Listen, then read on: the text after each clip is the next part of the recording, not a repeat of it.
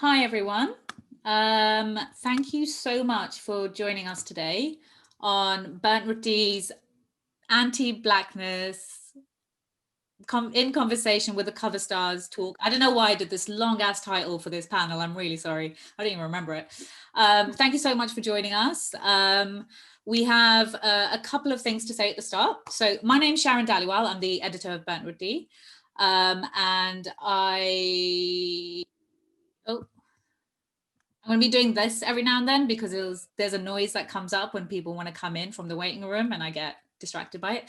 So I'm the editor of Burnt Roti, and I've asked 3 of the cover stars to be part of this panel. Unfortunately, Atlantis really wanted to be part of this talk as well, but they're not feeling well. So they have given out their apologies to everyone for not being able to be here. A couple of things. We have a chat open here. So if anyone wants to ask questions at any point, drop your question into the chat box and then we will answer them near the end. So we have a Q&A in the last 15 minutes and we'll go through the questions and answer them all for you. And if there's anything you want to say, like, I love you, we recommend that we get just send us I love you messages, basically. Anything that's racist, transphobic, any kind of bigotry, any kind of hate, and we will remove you instantly. Just a bit of rules here from Auntie Sharon. And also if you have any questions for me, like about Burnt Roti and stuff, you can drop them in there. What I'm going to do as well is put my email address in there for anyone that has any questions that they want to ask me aside. We're also going to put in social handles from all the speakers into the talk as well, so you can follow them all because they're all super cool. But yeah, okay, let's start. What I'm going to do is I'm going to get everyone to introduce themselves because I'm really bad with bios. So if we start with Taylor Dior, if you want to start. Hey everyone, my name is Taylor Dior Rumble. I am a 24-year-old actor and writer based in London.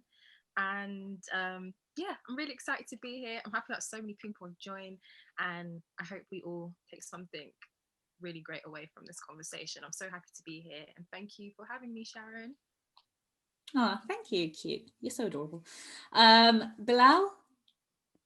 Hello, everyone. My name is Bilal Harry Khan. I'm a full-time diversity and inclusion facilitator and trainer. Basically means I work with organisations trying to stop them from being shit.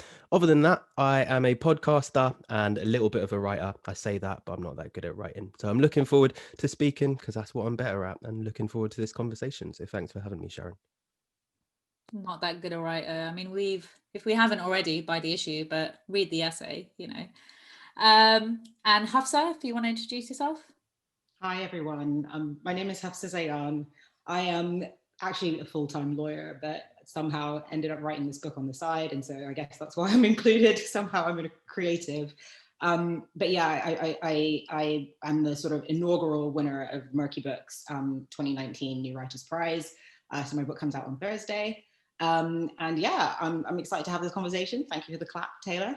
Half Nigerian, half Pakistani, in case anyone wanted to know what the mix for me was, in case anyone hasn't read the article. And yeah, I'm looking forward to it. Thank you. Thank you so much. Yeah, it's been an absolute pleasure to have all of you involved in this issue of Burnt Roti, and for all of your help as well with putting it together and like helping me not be a dickhead and just being very open and transparent with everything as well. So the issue has got literally nothing to do with me and everything to do with all of you. So thank you. So we're going to start the talk. My first question is for everyone in the panel, basically. So I'll go around and ask you all to answer individually.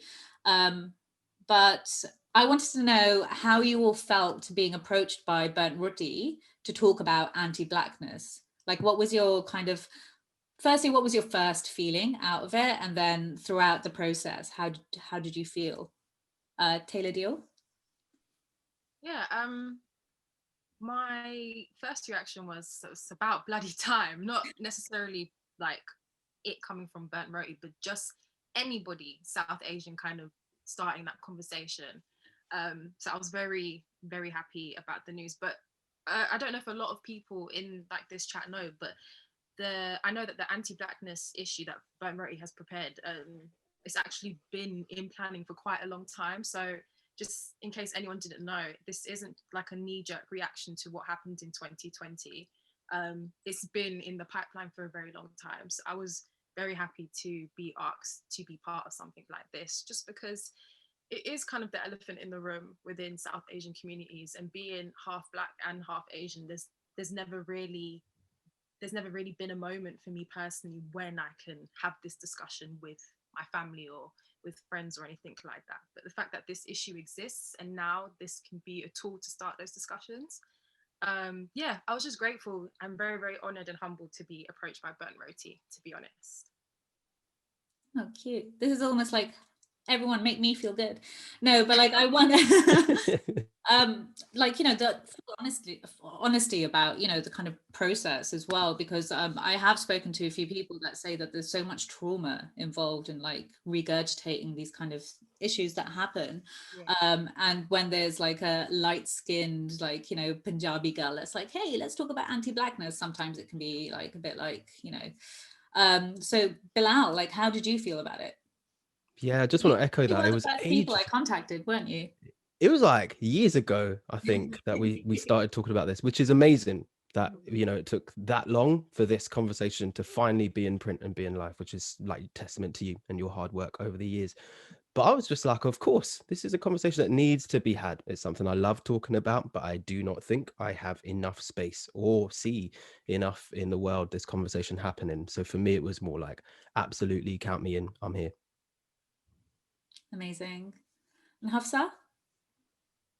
Yeah, I mean, I think I approached you. I don't even think you approached me. I saw that you were doing an issue on anti-Blackness in the South Asian community, and I immediately contacted you saying, I'd love to be a part of this in some way or the other. Obviously, I was extremely surprised and honored that you wanted me to be a cover star, because like I said, I'm not really a creative, but you know, I echo everything that Taylor and Bilal have already said.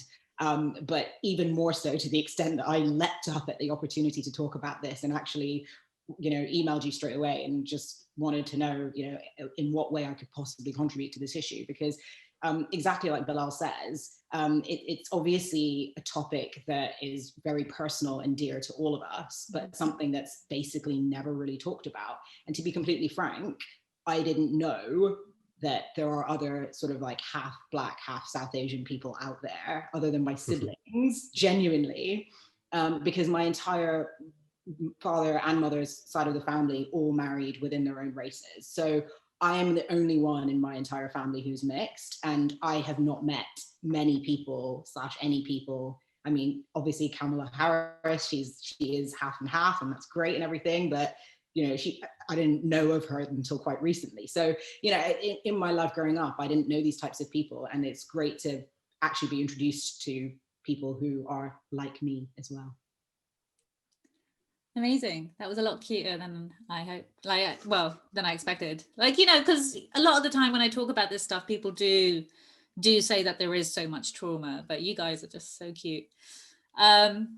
So question number 2. Again, this is for everyone on the panel.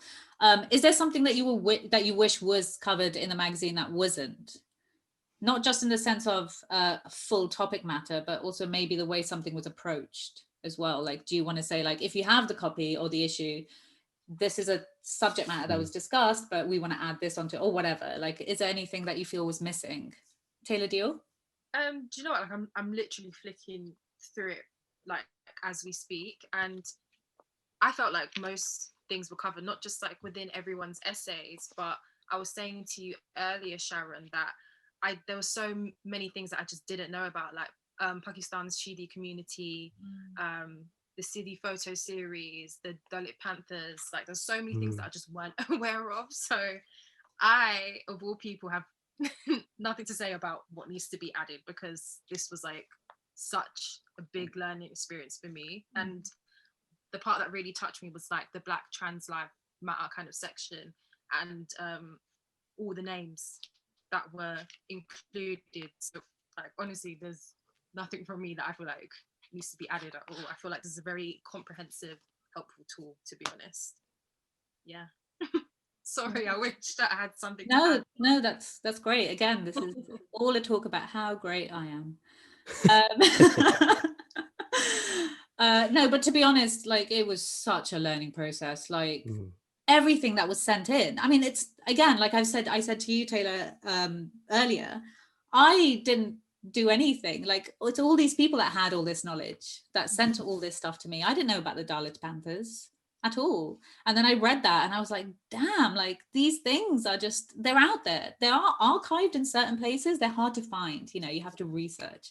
So all these people that have already done the research, they're the kind of like, they're the true heroes here. Bilal, same question to you.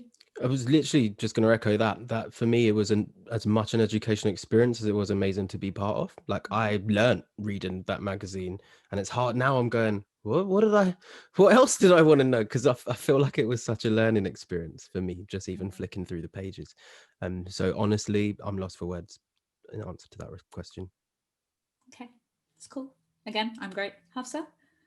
A long list. No, I'm joking. I have nothing. I have nothing either. It'd be hilarious. I genuinely think, like Taylor and Bilal have said, it was educational for all of us. I mean, I told you that I didn't know anyone like me, for example, before. So like, let alone all the stuff that the issue covered. I do think that one thing, you know, that could be done is to do another issue like this in like another year or 2 years or something, because like you said, there is a lot of material out there.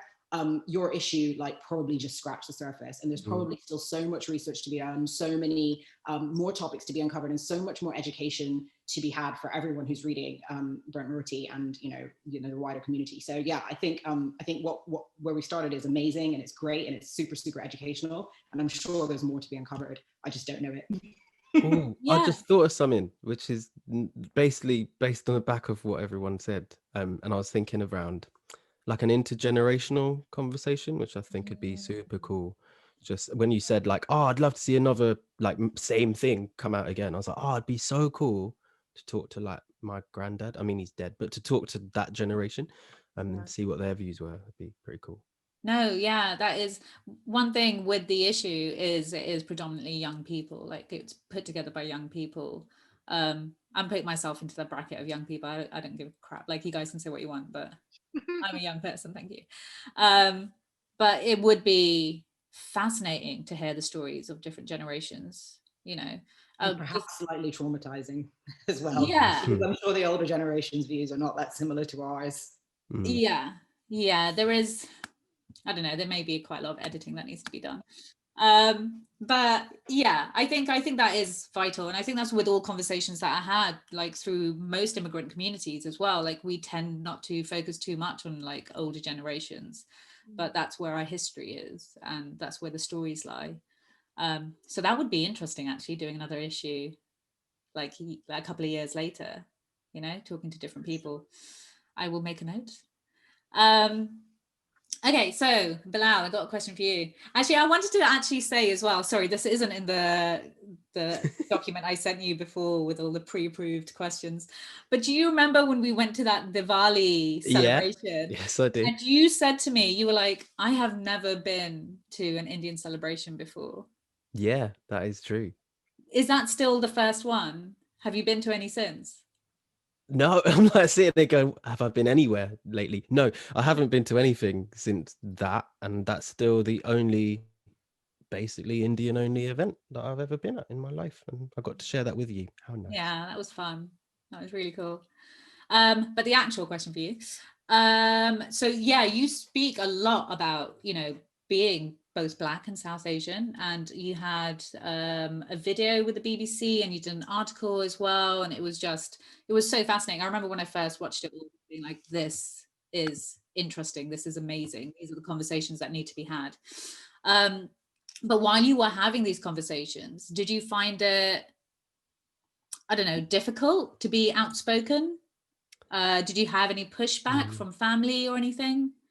I think the cool thing is that I got to do it with my mum and dad, and my mum and dad are probably the most open people in my family, which is wicked. And I think over the last few years, we've got much closer, to be honest. I feel like they're my friends. You know, when you reach that age where your parents stop being parents and they suddenly start asking you for advice. That's the sort of relationship that me and my mum and dad have now, which is pretty cool. And I think doing the BBC Stories feature, which is just me, my mum, and my dad sitting down, eating some food and having a chat, it was like something that we could have done my whole life at home, but had never done, and then got to do it on camera, which was weird but fun. And no, didn't get any pushback. It was actually really strange that my dad's still in touch with a bunch of his cousins on Facebook, because that's where odd people go. But I don't know these people that well, and to be honest, my view of them had been pretty warped. But I just assumed that they didn't care or didn't watch what we did as a family, and Yeah. they watched the whole thing and were like, "Oh, that's amazing," and they seemed to love it. So rather than push back, I think it was more the other way of surprised and shocked kind of pride from people in the family, which was wicked to see people enjoying the fact that we were having this conversation together. That's amazing. That's so nice to hear as well. Did you Yeah. have any kind of like internal pushback?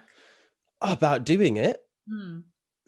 um, I'm trying to I remember feeling weird about it, but I can't really put into words where that weirdness was coming from. It was more about how will people in the world who do not understand my family dynamic and do not understand what we're talking about when we're talking about this nuance of like anti-blackness and racism, how will people who've never thought of that before respond? And I think the nervousness was less about what will happen in my family. It was more about, what do random strangers think about this? And will random people look at this interesting dynamic that I think is cool and I think needs to be talked about and go, oh, people, always complaining about something. And I think I was more wary of that level of pushback from people who have never seen this conversation and do not understand what it is that we're on about. Yeah. And there are always people like that. Yeah. They always love to comment, don't they? They love it. Okay, well, yeah, because I guess I would have assumed that there would have been pushback from like a lot of the Asian community, or like, the Asian side of your family maybe, but also internally, like I had to like deal with a lot like years ago when kind of confronting anti-blackness. And so internally there's all this kind of like, oh, do I talk about it? How do I talk about it? How can I be an ally as well and talk about it, but not be kind of too involved in, it was this whole kind of like internal struggle. And so, yeah, it's really nice to hear stories from people that are just like, it was great. Like, people were positive about it. And I think almost like the bad stuff had happened before I was around or when I was really young. So almost this conversation coming at the time that it came, I think I was like early 20s, was like, oh, this is years ago, but actually this makes sense, and it was a more receptive audience, at least within my own family, which is cool. That is really nice. That's nice to hear. I guess I should stop assuming the worst of people. So Taylor Dior. There's a quote from your essay that I want to read. Well, it's a really badly written quote because I didn't actually copy and paste it properly, so I'm really sorry. Okay. Technically misquoting you. In your essay, you say identity isn't just where you have lived and where your parents are from, but you believe a fair part of it is also how the world sees you. And I found that really fascinating. I found it really well written, really kind of like it really rounded up a lot of kind of experiences and ideas into that one sentence. I really liked it. Do you want to explain that sentence a bit more to people, like what you meant by that? Yeah, sure. Shall I read it again? Because I realized I stumbled a few times for people that were listening. I'm just going to read it one more time so people can just like get it in their heads. Identity isn't just where you have lived and where your parents are from, but you believe a fair part of it is also how the world sees you. Hold on, sorry, I just wanted to check if I was on mute or anything. Yeah, so by that, and to be fair, I could have included this explanation in the essay, but then I would have gone way over the word count. But by that, I was referring to how the identity we create for ourselves, or just how we see ourselves in general, is somewhat unfortunately shaped by what society dictates in a way, and how the world sees us and treats us. So like a common thread that I noticed between my essay and Hafsa's essay and Atlantis' essay was the fact that there were points where we'd all been outcasted at one point by our Asian communities just because they felt like we simply didn't look the part, despite having like a whole Asian ass parent, which should be enough to validate our Asian identity.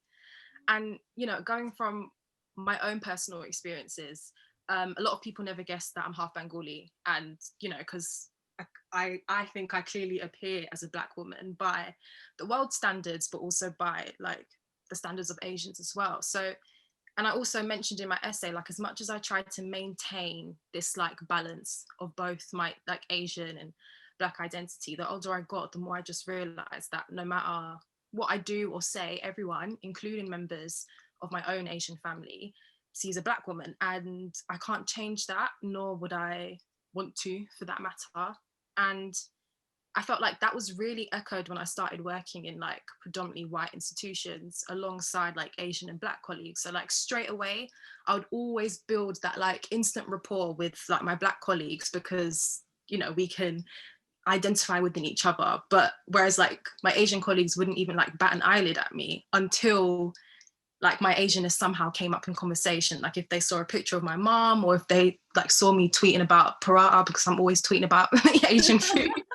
And yeah, like any kind of prejudice I've experienced, be it from a white person or Asian person or a non-Black person, it's because the world looks at me and sees a Black woman. And I think, I feel like we can all agree that the trajectory of one's life is heavily affected by our appearance, unfortunately. So the parts of me that Asians would kind of see as a burden in some way are like happen to be parts that give me privilege within the Black community. So yeah, I just think it's wild that, you know, our lives could have all been so different if we were just born with slightly different features. And I think it's sad that that's how our world operates. You know, like our lives could have been so different if we were like thinner or fatter or taller or shorter or lighter or darker. And yeah, I just think it's really messed up that that's how the world works. And because, you know, yesterday was Martin Luther King Day. To kind of paraphrase, I just wish people would just judge each other by the content of their character rather than something as superficial as the color of like their skin. So I feel like I'm rambling. No. These are all amazing points. Yeah, 100%.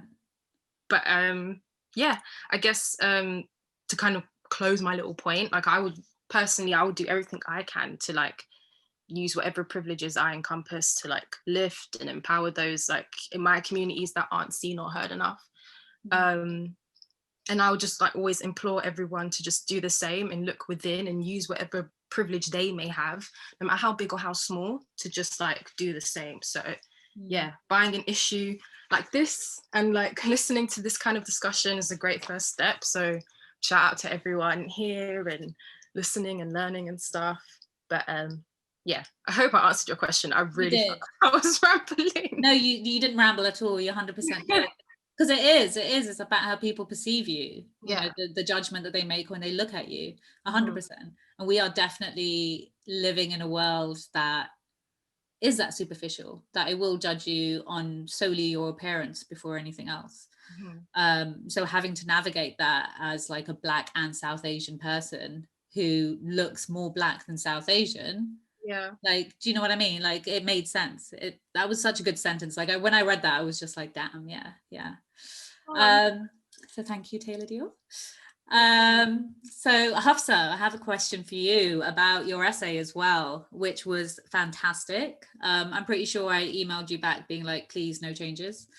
But you speak very openly about being a Black Muslim woman, and the story about your pilgrimage was like really fascinating for me, and I think that needs to be delved into more. That's something that isn't really discussed that much when it comes to religion as well. So you talk about your pilgrimage to the house of God, where the assumption that you had converted to Islam because you didn't look like the rest of the tour group. And it was really revealing to read that, because it's just really revealing of prejudices. But again, within the world of religion as well, it kind of opens that door to have that conversation. Can you recall moments from that story and tell us what happened and what it was like? Because I had an image, like it was so well written. I had a full image in my head, but I'm pretty sure it was completely wrong. It was so good. It was Yeah. brilliant. So. Yeah. Well, she's a writer. Thanks. Yours was also great, Taylor. Yeah, sure. I'm happy to talk about it. I mean, I always say this, like, it's one thing sort of like being Black or whatever, and then it's another thing being like South Asian, then it's another thing being a Muslim, and then it's another thing being a woman, and it's just like all these lists of things, reasons for people to like hate on me or like not believe me or whatever. But ever since I was little, all of the Muslim communities that I've been in have been predominantly South Asian, all of them. And I think that's partly a product of the fact that there is a very large Muslim South Asian community in the UK. And when I was younger in the UK, and I actually spent a bit of time in the States as well, and they were all South Asian as well in the States as well, the communities there. But because I haven't really had a sort of like Black Muslim community to be a part of, I've always been part of like a South Asian one. And, right from the beginning, right from the get-go, the assumption was always that we were converts. And I mean, to be honest, when I say we, I mean me and my siblings. To be honest, sometimes it held us in good stead because, the Maulvi Sahib, like the person who was sort of teaching us, would like, give us the benefit of the doubt, sort of give us extra dates in class and be really, really proud of us for being, reverts, even though we weren't. And yeah, I feel like, which made some of the other like students quite jealous of us, but I was like, hey ho, you've got to take the good stuff when it comes, right? Oh my God. But yeah, I think the culmination of it really for me was Hajj, because Hajj was just so funny because, I mean, we were in a obviously completely like South Asian tour group. I think there was like, I can't remember how many people there was, but there was more than 100 of us in the tour group. And it was a tour group based in Walthamstow. And so, it was just this huge South Asian, I think predominantly Gujarati community. And, it was the whole thing that I've experienced my whole life of me having to be like, yeah, so then, and then like start speaking Urdu or something. And people are like, hey, what? You what? So you heard what we were saying about you earlier. You knew what we were saying about you earlier. And I'm like, oh yeah. But yeah, it's that whole assumption that like, yeah, that we weren't, I say we, because my husband was the other non-South Asian or the other non-South Asian looking person in the group. We were the only two. The assumption that we were like not Muslim, or that we were like converts, reverts. And yeah, it's just it's kind of offensive. It's kind of offensive. And it was very surprising to me to have that on Hajj, where you have Muslims from all over the world coming to the house of like God, the Kaaba. And you have people from all walks of life, people from every state in Africa, in their various tour groups, because you have to come like in your country kind of thing, Saudi regulations and everything. But they saw these people and they still assumed that we were reverts. And it's just kind of crazy to me. And it was kind of really offensive. But the way that I've kind of learned to deal with people not believing who I am is to just get over it as quickly as possible. Because as soon as you start, or at least as soon as I start speaking in Urdu and, doing whatever it is that I need to do to prove who I am, people forget quite quickly. And I think they do see past the sort of like, I look Black. Because I don't think I've ever had an experience where I've had a prolonged feeling or like a prolonged sense of not belonging after the initial kind of few hours or days of meeting somebody. I do feel quite accepted after a while, but it takes a little while to get there. And the way I've dealt with it is to just try and get over it as quickly as possible. Otherwise I just turn into a bitter old hag. So, I don't want to be bitter and I don't want to hate on people. So I just tried really hard to just ignore it and, push on. Yeah. I mean, yeah, it's a shame that you have to do that. That you have to like. That's what it is. I mean, most of my best friends are South Asian. That's, most of my best friends are South Asian, and we speak in Hindi and we speak in Urdu and we talk about Bollywood and we, all the thing that Taylor was saying about how she feels like she automatically kind of when she's in a group of new people, she will be drawn to or instantly kind of feel like she's affiliated with like the Black people, whereas it takes a lot more time for her to feel that way with the South Asian people. Completely agree. But I make that effort and I push it and I push it and I push it. And once it's cracked, those people stay my friends for life.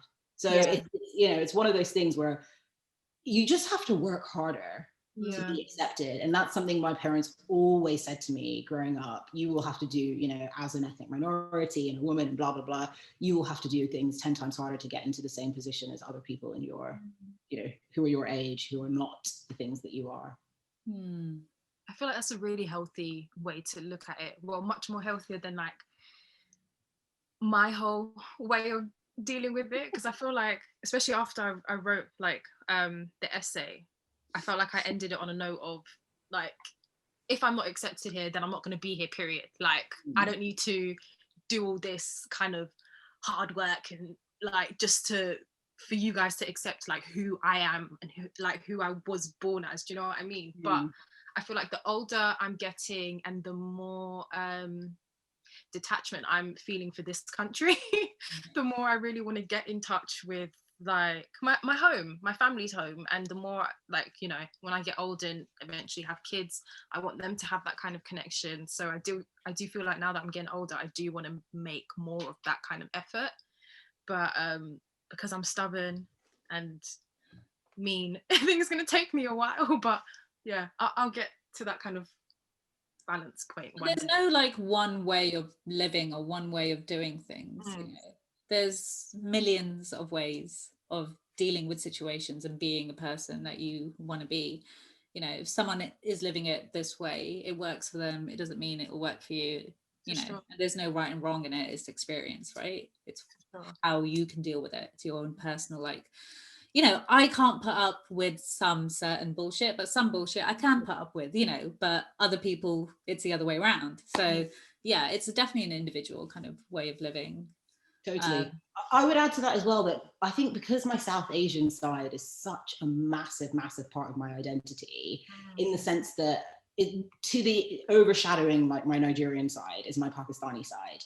And it's just such an, if I obviously look the way that I look, and I am obviously half Nigerian, and I have like a lot of like Nigerian cultural kind of, I accept and absorb all of the Nigerian side of things as well. But I would say that the way day to day that I interact and the things that I watch and what I do, and it's all like very, very South Asian, which sounds quite a random thing to say. I can say, oh, what you do is South Asian, but like, what I say, like when I speak, like, because obviously I speak Urdu, I don't speak Hausa, which is the Nigerian language. From things as basic as like linguistics, I mean, it's important. It's really important how you communicate with that community if they don't speak English. On my dad's side of the family, half of them don't speak English. So how do I communicate with them? Like I have more of an attachment to my South Asian side of the family because I speak the language. So it's just been such a massive part of my identity that anyone who tried to tell me that it wasn't would that person trying to tell me that, I would reject that as a notion. I would be like, well, I don't accept that you're right about this, and so I'm going to push this on you until you accept who I am. Whereas I think if I had perhaps had more of sort of like, Nigeria, and this may well be applicable with my Nigerian side. If Nigerians sort of said to me like, you're not very Nigerian, I'd just be like, okay, bye. And I might take the same approach, Taylor, that you've taken with the South Asian community. So yeah, I think a massive part of it is kind of which like sort of community you feel like it is formed like a massive part of your identity or a bigger part of your identity. Yeah, I think obviously an upbringing plays such a huge role, because I think it was very different in my mum's case, because she, got pregnant with me out of wedlock. Not putting my mum on blast, but she's very happy to talk about kind of things. But yeah, she got pregnant with me out of wedlock to a black guy in the 90s. She wasn't exactly the golden child. And then, because the family outcasted her because of that, I think ever since then, she's always had it in her mind to not put me in that kind of environment. And I guess over time, that's obviously contributed to like my identity now. So I think it's so interesting, like even though we're all similar like mixes and whatnot, like how different our experiences are. Like I just find it fascinating. Totally. And just in comparison to your story, which I think your mum is a legend, but not blasting her, but I think she's a legend. My story is very different in the sense that my parents like fell in love when my mum was like born in Nigeria and met my dad in Nigeria, and everybody was like, no, this cannot happen.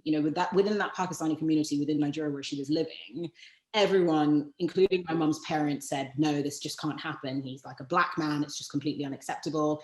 All of my mum's siblings were going on to marry like other Pakistanis. And my parents just diligently waited for 7 years until my grandfather on my mum's side finally relented and said, okay, you can get married. And at that point, the South Asian side of my family had basically accepted that this was going to happen. And so I grew up in an environment where everyone kind of was more accepting of who I was and more accepting of who my father was. And, you know, it had been a long time coming from my parents. So very, very big contrast to your story, where, you know, my mum wanted to like make me a massive part of the South Asian community and, you know, my South Asian side of the family after everything that had happened. Whereas I can completely see exactly why your mum took the approach she took. I love it. It's just so interesting. Well, that's the thing, like there's so many different stories and you can't make assumptions on someone, like you said, Taylor Dior, on the way that they look, you know. Sure. Because everyone's story is nuanced, you know, no matter who you are, where you're from, you're going to have a nuanced story. But when you make an assumption when someone looks a certain way, you're probably going to get it wrong, you know, because most people are dumb. Like Bilal, like the Diwali celebration being the first one you had ever been to, and you haven't been to any other Indian celebrations since, like, you know, that's also kind of your story as well. Yeah, and I think it's, you know, when Hafsa was talking about the language barrier being a thing that kind of shuts you out of a community or allows you in, you know, such an because I was sitting there thinking, yeah, I'd never really talked to my grandma other than when she would just say food, you know, because that's it. That's the only thing that we knew in common. And how that kind of affected my life growing up, that I still felt this kind of shut out from an entire community of people, that I still felt that that wasn't my community. And then similar to Taylor Dior, kind of like, bye, you know, I'm not there. I'm not going to turn up to events I don't feel that I belong at, or events that I don't feel I understand, or events I just don't know anyone to go with. So why would I be there, you know? And I think it's so interesting when we think about the unintentional barriers that are set up for people. And you know, for me, I don't feel that I've been actively excluded, as in I've never felt anyone going out of their way to actively exclude me from a South Asian space. I haven't had that experience. I have felt that there are just barriers that are there. Like I just wouldn't know anyone to go with other than you, right? That's who I went with. Or I wouldn't know what's going on, or I wouldn't understand the language, or I wouldn't understand cultural reference points.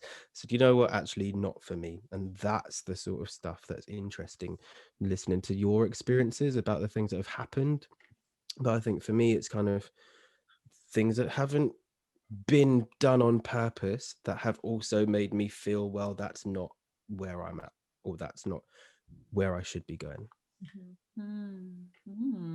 Fascinating. I love you all. Last question for everyone on the panel, and then if anyone has any questions, who's listening at the moment, if you want to stick it in the chat, and then we can go through those questions after. But for everyone on the panel, can you let us know how you would like to see allyship from South Asian people? Taylor Dior, because you look the most nervous right now. I was thinking about this question for a while. Because I don't want to ramble, but I'm just going to say like what's in my mind. I think I would like to see a bit more accountability, and that's such a broad like way to say it, right? But I think I want to see less kind of this tit for tat energy that I often see on social media. And I think a good example of like to illustrate this is like last week there was this rapper. I don't listen to him, but his name's M Huncho, and his whole thing is that he wears this mask and no one knows what he looks like, so he's anonymous basically. But last week a video got leaked of him without his mask, and he appeared to be like Asian looking, possibly Middle Eastern. Again, I don't know anything about him, so I don't know what his like true race is. But when that was revealed on Twitter, a lot of people were complaining about the fact that he says the N-word a lot in his music. And then people that were defending him brought up this like apology that he must have like issued from an interview like years ago. And his apology wasn't an apology. It was basically like, yeah, I shouldn't use that word, but then neither should Black people. And I find that I see that energy a lot on social media. And I feel like whenever there are like discrepancies that need to be, you know, discussed and sorted out on social media, I feel like a lot of Asians can sometimes flip it and try and turn it into this thing on like lecturing Black people on what they should be doing, what they shouldn't be doing. And I just don't see any like real accountability. Like, you know what? Yeah, let's own up to this. Let's talk about the fact that Asians kind of cherry pick things out of Black culture, but then also hold these anti-Black views. So yeah, the only way I can describe it is like a tit for tat kind of energy. And I'm not saying this to invalidate anything that South Asians go through in Britain. I'm not saying this to invalidate issues within the Black community and Black people's prejudices against other races, of course not. But yeah, so I would like to see less of that on social media and just more openness and yeah, accountability for like the whole community's kind of behavior, if that made sense at all. Yes, it did. Yes. And I think it's very particular with social media as well, like especially now because everything is social media and everything is digital.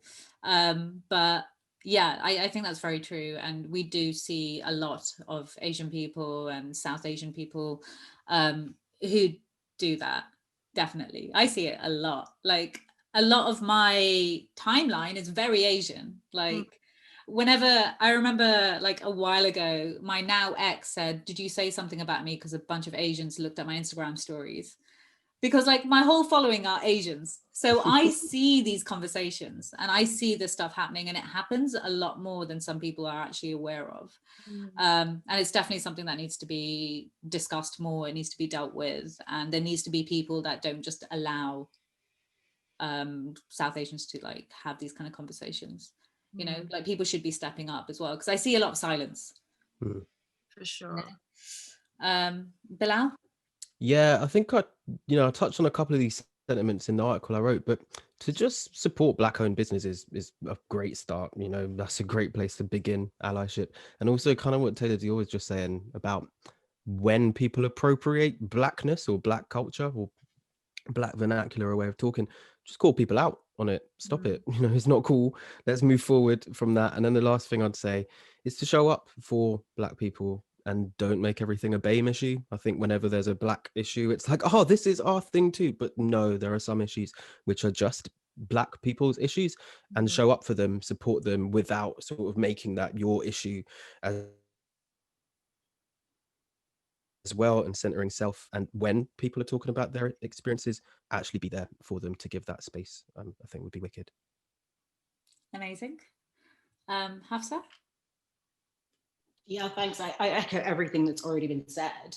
But I think also, I mean, very specifically within South Asian communities, because obviously a lot of the things that have been said can be just applicable generally to anyone, just about expressing anti-Blackness in general. I think within South Asian communities, I guess this was like a major theme of my essay, but try not to sort of judge people exactly like Taylor Dior was saying earlier, based on the way that they look. I know there's not that many of us out there. And you probably, you know, when you look at someone and you think they're Black, they probably are Black. They're probably not half South Asian, half Black, but give them the benefit of the doubt and stop making me do so much hard work to prove that I'm half South Asian to you. That's probably the only thing that I can add that's very, very specific to South Asian communities that I would love to sort of like have to deal with a bit less. Yeah, like why would you lie? Why would I lie? Why? I'm gonna have to like prove that I can speak Urdu so many times. My God. Interesting. Okay, well, thank you everyone for answering my questions and putting up with me. We have a few questions in the chat, so I'm gonna read out the first one here, and whoever wants to answer it can just go for it, yeah? So there's one here from Priya Mystery. Is there or not a shared or common vocabulary or language between folk of dual heritage? It's a very general, open question. I'm like struggling to think of what I even want to say. to this? Because I'm thinking, is that about the language of being called dual heritage, or is that about like language of just talking? Well, in the question here, it says the language between folk of dual heritage. I don't think so. Not not that I know of. No one's ever told me what the language is, to be honest. Hiding it from you, Bilal. Yeah, I haven't been invited to the club if it's No. going on. Oh, she said the latter. So as in, okay, Priya, add more detail on that. We're just going to go to a different question. We'll come back to this one when when I can understand how to write, how to read. Kiran has said, how can someone who isn't dual heritage be an ally to anti-Blackness without coming across as an Uncle Tom? Oh, I think we just kind of answered this now, haven't we? Yeah, I think should I just touch on it a little bit more? Just Mhm. when like the thing with allyship is not about being from that community to be an ally to it. It's actually the opposite. It's taken on a struggle as my own, even if it doesn't directly affect me, right? So I think it's recognizing what I can do, whoever I am, to elevate other people's voices and be in solidarity and partnership. So I don't have to be affected by it just to care about it and do something for it. Yeah, definitely. I think that's super important. I think people forget that that's what allyship's about. And it's about the fact that it doesn't affect you. That's why you would have to be an ally. But yeah, definitely. We just have one set that says beautifully said, Taylor Dior. Hair, agree. Hair, Taylor Dior. So scared of rambling, but this is actually a lot more chilled than I imagined. I got all nervous for nothing, basically. Whenever it's with me, it's chill. Like, honestly, I can't do anything professionally. I gave up a long time ago.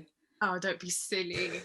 What I will say is just, I don't know, while we're waiting for questions or whatever, that Burnt Roti is I'd say it's the first time I've ever been in like a predominantly Asian space and felt comfortable. So I just want to give Sharon her flowers and give her honor where it's due. I think the first time I kind of like came into contact with Burnt Roti was when I was working at BBC News, and I really wanted to do a feature on this art exhibition that you had on what it means to be like British Asian. And I thought it was so amazing, and it didn't get commissioned because I was just working under really mean line managers at the time. But I still went to the exhibition, and it was like in this really cool open space in Shoreditch. I felt really like cool being there.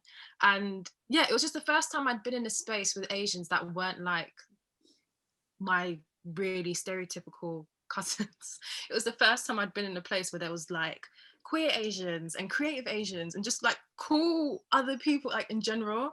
And as soon as I like stepped foot in the space and I was like looking at all the amazing like art pieces, I was like, yeah, I feel very much at home here. So thank you for that, Sharon. No, thank you for those lovely words. It was really interesting actually, like putting together that exhibition and seeing people that were actually attending it. It didn't become something that was British Asian because a lot of the experience are shared through a lot of like immigrant cultures. So there were a lot of people that were coming from other immigrant cultures being like, yeah, same, and they weren't South Asian. They were just like, yeah, same. And it was a really interesting kind of like, I guess I learned more about talking about being British Asian, whereas now there's a lot of conversations about the difference between talking about a culture of British Asianness and then talking about immigration. Yeah. And so it really helped me figure out that divide, and it was really fascinating. And there were so many cool people there. Like, honestly, I was just like looking around like, why are there so many people here, firstly? Also, why are you all so hot as well? Like, everyone was hot. It was so weird. I fancied everyone. Okay, so just a little thing for you there. So Priya's kind of sent another question in. I'm going to try and read this properly. Interested in language, there may not be an answer at this time.